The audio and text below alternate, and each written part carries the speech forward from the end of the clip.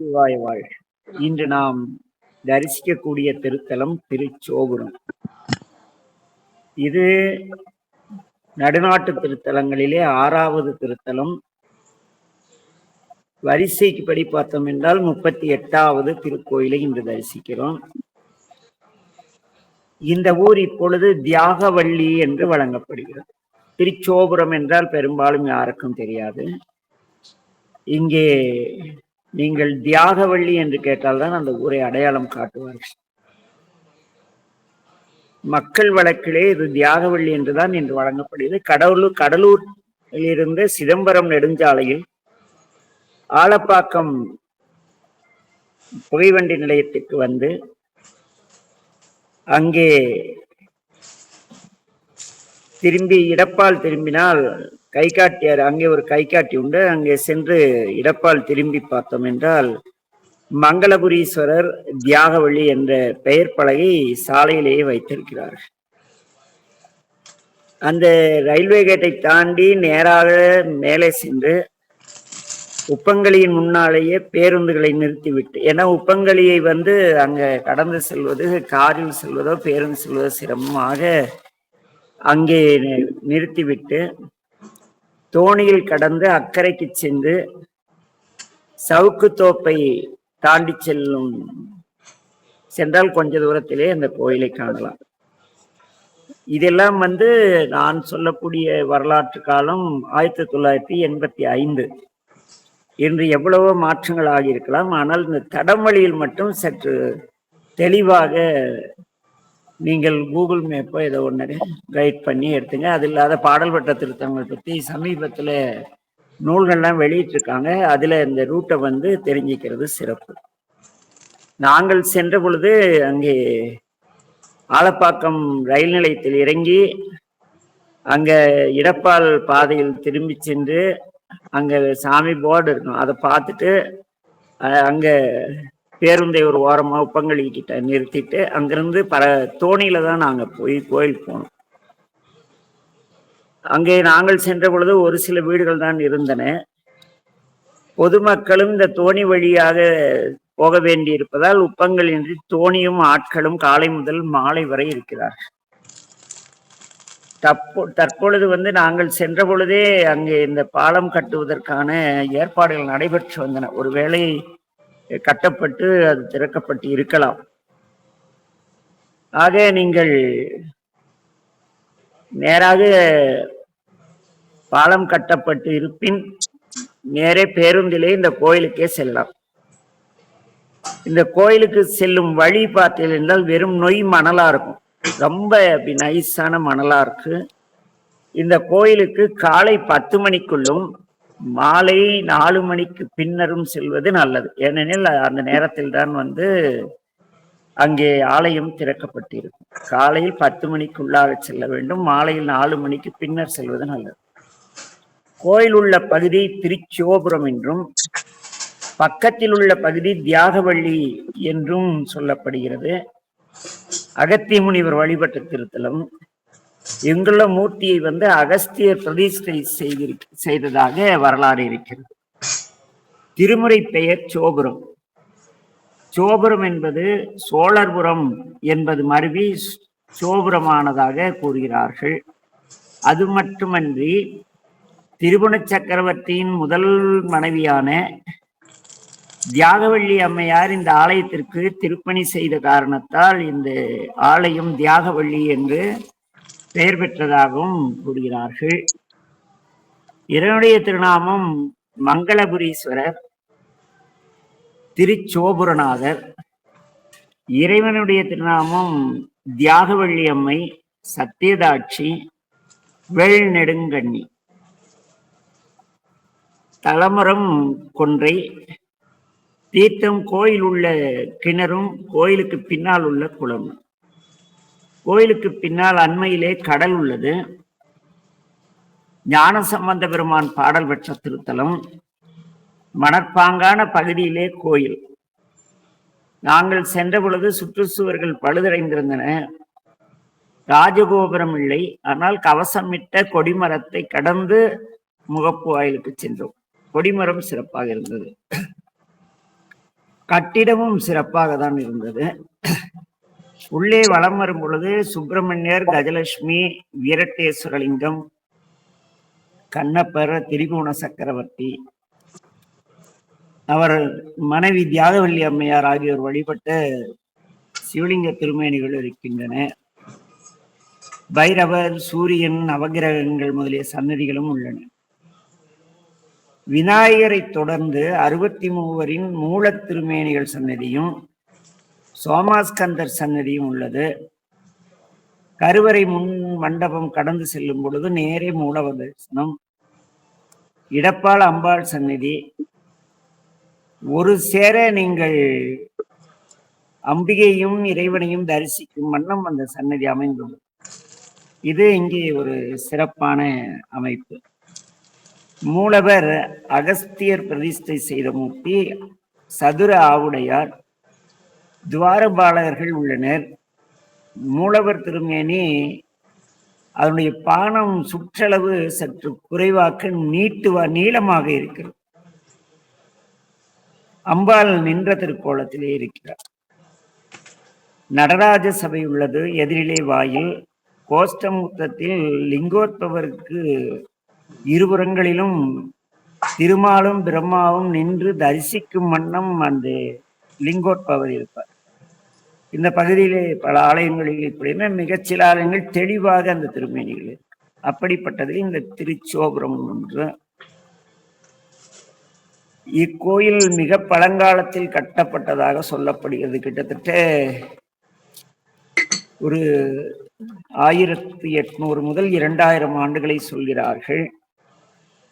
இந்த பகுதி ஒரு காலத்தில் மணல் மேடாக இருந்தது. இங்கு வந்த மதுரை ராமலிங்க சிவயோகி என்பவர் இம்மேட்டை கண்டு மணலிலே புதைந்திருந்த கோயிலின் விமான கலசம் மட்டும் மேலே தெரிய அவர் உடனே அப்போதிருந்த கடலூரில் இருந்த சேசாசல நாயுடு, ராமாஜலு நாயுடு, ஆயிரம் காத்த முதலியார், நஞ்சலிங்க செட்டியார் ஆகியோரை அணுகி இந்த செய்தியை சொல்கிறார். அவர்களின் ஆதரவோடு மணல் மேட்டை தோண்டி கோயிலை கண்டுபிடித்து கட்டுவித்தார் என்றும் ஒரு செய்தியை மக்கள் கூறுகிறார்கள். இது தொடர்பாக நாம் பார்த்தோம் என்றால் இன்னும் அம்பாள் கோயில் தெற்கு பகுதியில் மணல் மேட்டில் புதைந்துள்ளதாகவும் சொல்கிறார்கள். அம்பாள் தனிச்சன்னிதாக இருந்தால் அது மணலுள் இருப்பதாக சொல்கிறார்கள்.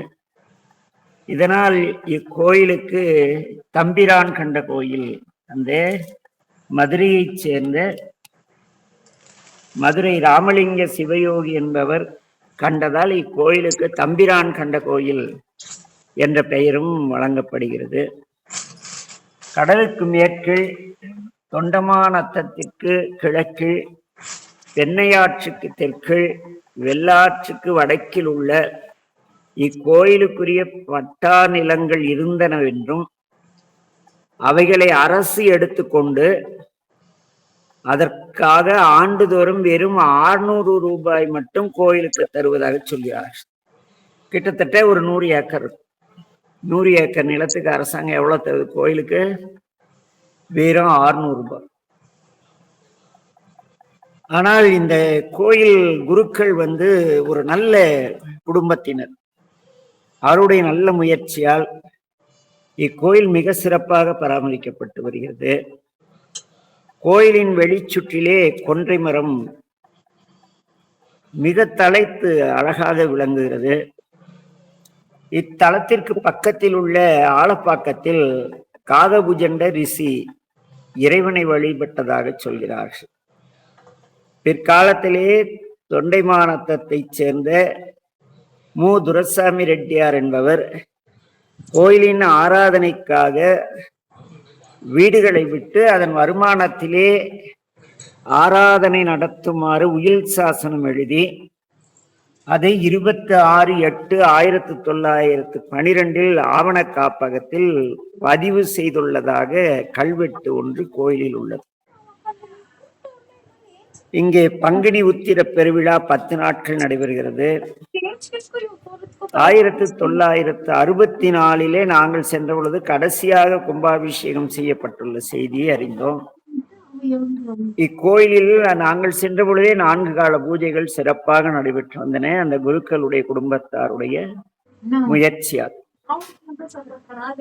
பக்கத்தில் உள்ள திருத்தலம் பார்த்தீர்கள், திருத்தணி நகர், திருத்தணகிரி பார்த்தோம் இல்லையா, திருத்தணி நகர், அங்கும் சோழர் பாண்டிய கால கல்வெட்டுக்கள் இக்கோயிலுக்கு, அதாவது திருச்சோபுர ஆலயத்திற்கு நிலமிட்ட செய்தியையும், தொண்டைமாநல்லூர்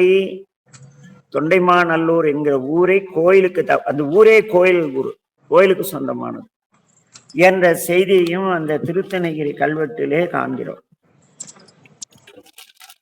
இப்படி ஒரு அற்புதமான திருத்தலம். இதிலே சுந்தரமூர்த்தி நாயனார் திருவிடையாறு தலப்பதிகத்திலே ஊர்த்தொகையில் இத்தலத்தை பற்றி பேசுகிறார். ஞானசம்பந்த பிள்ளை பேசும் பொழுது, நாற்றமிக்க கொன்றை துன்று செஞ்சடைமேன் மதியம் ஏற்றமாக வைத்து உகந்த காரணம் என்னை கொழாம் அப்படின்னு சாமிகிட்ட கேட்கிறார். எதுக்கு சாமி மனமிகுந்த இந்த கொன்றையை தலையில வச்சுட்டு நிலாவையும் ஏன் வச்சிருக்கீங்க, என்ன காரணம் அப்படின்னு கேட்கிறாரு. அதுக்கு அவரே ஒரு அருமையான விளக்கம் தர பதில். ஊற்றமிக்க காலன் தன்னை ஒழுக உதைத்தருளி தோற்றம் ஈரும் ஆகி நின்றாய் சோபுரம் மேயவனே. நீ காலனை காய்ந்த பெருமான, ஆகவே நீ எல்லாவற்றையும் ஏற்றுக்கொள்ளுடைய தன்மையுடையவனாக இருக்கிறாய் என்றதும் வர அப்படி ஒரு நல்ல பொருளிலே அந்த பதிகம் முழுக்க இருக்கும். நாற்றமிக்க கொன்றை துன்று செஞ்சடை மேல் மதியம் ஏற்றமாக வைத்துகந்த காரணம் என்னை கொழாம் ஊற்றமிக்க காலன் தன்னை ஒழுக உதைத்தருளி தோற்றம் ஈறு ஆகி நின்றாய் சோபுரமேயவனே என்று நம்முடைய மணிவாசக பெருமான் சிறப்பாக, மன்னிக்கவும், ஞானசம்பந்த பெருமான் மிக சிறப்பாக பேசுவார். இப்படிப்பட்ட அற்புதமான திருத்தலம். அது மட்டுமல்ல, இன்னும் அருட்பாவிலே இந்த ஆலயத்தை சிறப்பாக நம்முடைய வள்ளல் பெருமான் பேசியிருப்பார். சுற்றுமூர் சுழியல், நம்முடைய நம்ம சுந்தரமூர்த்தினார் ஊர்த்தொகையில சுற்றுமூர் சுழியல் திருச்சோபுரம் தொண்டர் ஒற்றுமூர் ஒற்றியூர் திருவூரல் ஒளியா பெற்றமேறி பெண்பாதி இடம் பெண்ணை தென்னீர் ஏற்றுமூர் எய்த மான் இடையாரிடை மருதே என்று திரு இடை மருது ஊர்த்தொகையிலே பேசுவார். அற்பவள்ளல் பேசும் பொழுது தீங்குறும் ஒன்னார்புறத்தை வெண்ணகை தீயாள் அழித்தாய் என்று தொழ சோபுரத்தின் வாழ் ஞான தீபகமே என்று பேசுவார். மிக சிறப்பான கோயில். சாமியுடைய திருநாமம் மங்களேஸ்வரர். இந்த ஊரினுடைய தேவார பெயர் திருச்சோபுரம், சாமியுடைய ஆலயத்தின் பெயர் திருச்சோபுரம். அதே சமயத்திலே அந்த ஊர் தியாகவள்ளி. அங்கே செல்பவர்கள் காலை 10 மணிக்குள்ளும் மாலை 4 மணிக்கு பின்னரும் சென்றால் கண்டிப்பாக இறைவனை தரிசிக்கலாம். இவருடைய திருநாமம் மங்களபுரீஸ்வரர், அன்னை தியாகவள்ளி அம்மை, சத்தியதாட்சி, வேல்நடுங்கண்ணி. சாமிக்கு 2 பெயர், மங்களபுரீஸ்வரர், திருச்சோபுரநாதர், அகத்தியர் வழிபட்ட திருக்கோயில். இப்படி மிக சிறப்பான ஒரு நல்ல கோயில். கோயிலுக்குள் கிணறும் கோயிலுக்கு பின்னால் உள்ள குளமும் தீர்த்தமாக பாவிக்கப்படுகிறது. ஆக இங்கே நிறைய நிலங்கள், ஆலய நிலங்களை அரசு எடுத்துக்கொண்டு கிட்டத்தட்ட கடலுக்கு மேற்கு தொண்டைமாநத்தம், அந்த தொண்டைமாநத்தம் கோயிலுக்குரிய ஊர். அது அந்த ஊரே கோயிலுக்காக மன்னர்கள் வழங்கியிருக்காங்க. அதே போல கிழக்கிலே தென்னையாற்றிற்கும் தெற்கில் வெள்ளாற்றுக்கும் வடக்கில் உள்ள நிலங்கள் இக்கோயிலுக்குரிய பட்டா நிலங்கள் அவையெல்லாம் அரசு எடுத்துக்கிட்டு ஆண்டுக்கு ஒரு 600 ரூபாய் மட்டும் தராங்க. இதுதான் இன்றைய நம்முடைய ஆலயங்களினுடைய நம்முடைய என்ன பண்றது சாமியுடைய திருவுருள். ஆக இன்று நாம் ஞானசம்பந்த பெருமானும் சுந்தரரும் நம்முடைய அருளாளர் வள்ளல் பெருமானும் வழிபட்ட திருத்தலத்தை கண்டோம். மீண்டும் இறைவன் கருணையினால் நாளை மிக முக்கியமான திருத்தலம், நாளை நாம் தரிசிக்கப் போவது சைவத்திற்கு வாழ் கொடுத்த திருத்தலம். அதே போல சைவ சித்தாந்த சாத்திரங்களில் ஒன்றை அருளிய ஒரு ஆசானின் திருத்தலம். அதே போல ஒரு நாயனார் இந்த இடத்தை காலால் மிதிக்கஞ்சி வேறொரு இடத்திலிருந்து இறையருள் பெற்ற திருத்தலம். இந்த இளம் நம் சைவத்திற்கு ஜீவன் உயிரை தந்த திருத்தலம் நாளை நாம் தரிசிப்பது. ஆக ஏனெனில் இந்த ஆலயம் இன்று மிக சிறப்பாக பராமரிக்கப்பட்டு வருகிறது. அடியார் மக்கள் நல்ல தொண்டு செய்கிறார்கள். வேற லெவல்.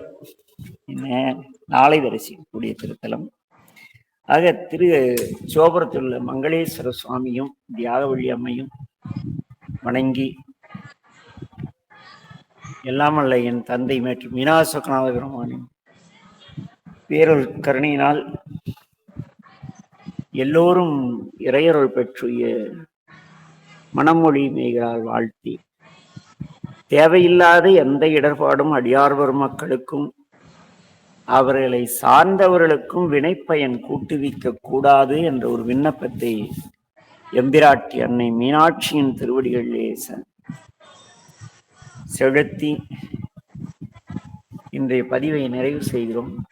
மீண்டும் திருவருளால் நாளை சந்திப்போம், திருவருளால் சிந்திப்போம். நமச்சிவாய வாழ்க. கோபுரம் இப்ப பேர் என்ன சொன்னீங்க? தியாகவள்ளிங்கம்மா. இல்ல, இன்றைக்கு வழங்கிய பெயர் சொன்னீங்க முதல்ல. வழங்கிய பெயர் தியாகவள்ளி. தியாகவள்ளி. பஸ் இருக்கு, பஸ் ஸ்டாப் இருக்கு. நாங்க போயிருந்தோம் இந்த கோயிலுக்கு. இரவு 50 நேரம் ஆச்சு. நாங்க போனப்ப இந்த கள்ளக்குறிச்சி பக்கத்துல எங்க ஒரு இடத்துல பிரிவு ரோட்ல இருந்து ஒரு ரோடு போச்சு. கார்ல போயிருந்தோம். வெறும் மணல்பாங்கான இடம், பாலம் எல்லாம் போட்டிருக்காங்க. அது நான் போனது மறந்தே போச்சு. இப்ப நீங்க கேட்கவும் தான் ஞாபகம் இருக்கு. அந்த கோயிலுக்கே தடம் இருக்கு ஆலப்பக்கத்துல இருந்து. அதாங்கம்மா. நமச்சிவாய வாழ்க ஐயா. வாழ்க. நமச்சிவாய வாழ்க ஐயா. நமச்சிவாய வாழ்க கைலாஸ். நமச்சிவாய வாழ்க ஐயா. இதெல்லாம் எப்படின்னா, நீங்க திட்டமிட்டு எல்லாம் போக முடியாது. அப்படியே அந்த வழியில போறப்ப அந்த போர்டுக்கு எது கண்ணில் பட்டதுன்னா அடுத்த பஸ் ஸ்டாப்ல இறங்கி வழிபட்டு போனாதான் சாத்தியமாகும்.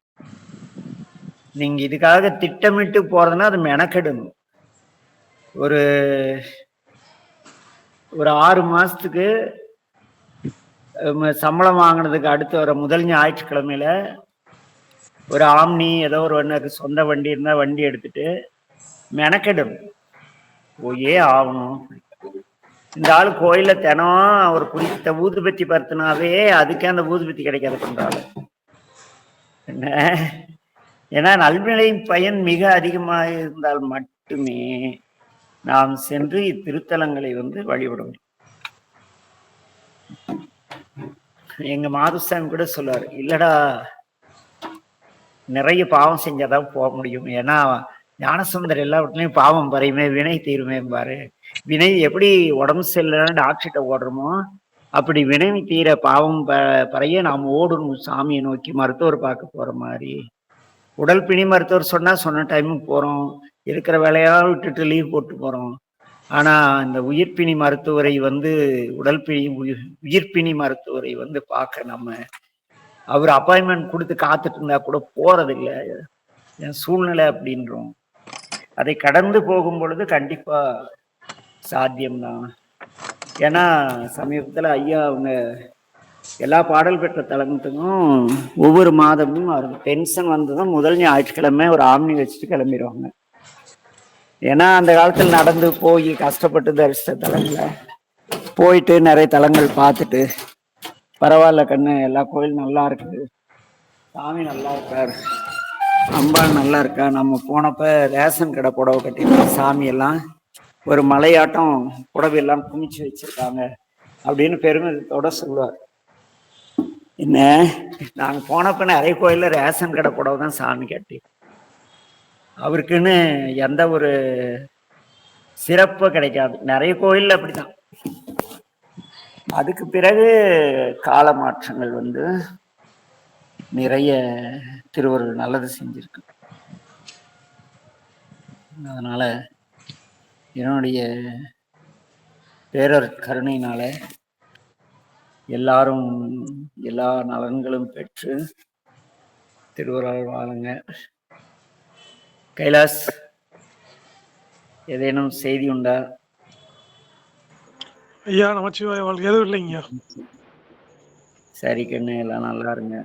ஐயா அந்த கோயில் பேர் மட்டும் மெசேஜ் போட்டுருங்க ஐயா குழுவில். திருச்சோபுரம் தியாகவழி போட்டு விட்டுறோமா? சரிங்க, நமச்சிவாய வாழ்க்கை. எல்லாருக்கும் நமச்சிவாய வாழ்க்கை. நமச்சிவாய வாழ்க ஐயா.